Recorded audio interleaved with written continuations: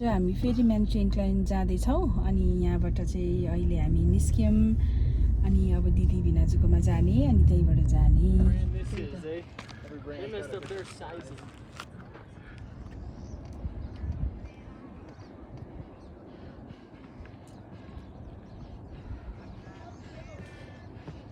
अहिले चाहिँ हामीले म्यान्ट्री इन्क्लाइन चढिसक्यौँ है। 2768 स्टेप्स। अनि यहाँ माथि आइसकेपछि चाहिँ अघिको दुःख सुख सबै भुलियो। पानी परेर यहाँ स्नो परेर टाउकोमा ठङ ठङ लागिरहेछ है। अहिले चाहिँ हामी म्यान्ट्रीको टुप्पोमा छौँ है। यहाँ हेर्नु असिना परेर हामी चाहिँ रुखको मुनि छौँ अनि कोलोराडो स्प्रिङ्स फर ब्युटिफुल देखिरहेछ है।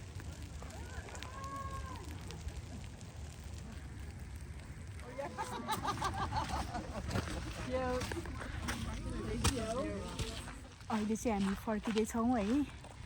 हाम्रो डेस्टिनेसन हाम्रो उद्देश्य पुरा गरेर अनि कुनै पनि उद्देश्य पुरा गर्दाखेरि सुरुमा चाहिँ कस्तो गिभ अप गर्न मन लाग्छ है, गाह्रो हुन्छ नि त।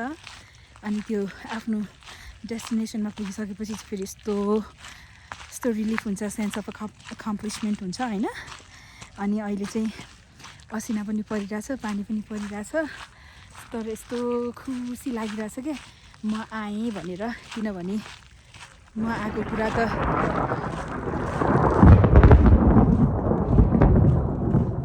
थन्डर स्टोरमा कस्तो आइरहेछ, तर इट्स ओके।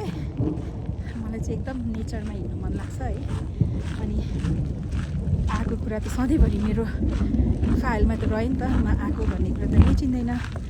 अनि यस्तो ब्युटिफुल छ है, यस्तो पिसफुल छ, आनन्द। असिनाले कुटेर मार्यो, असिनाले, हजुर असिनाले कुटेर टाउको चुलो पार्न आँट्यो। यी है असिनाले हालेर टाउकोभरि चराले आँची गरे जस्तो भएको छ।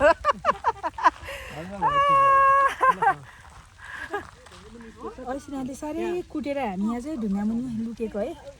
कति रमाइलो भइरहेछ भनेदेखिलाई। दिदी लड्नुहुन्छ है, लड्नुहुन्छ। यहाँ भिडियो मैले गरेको हेर्नु न।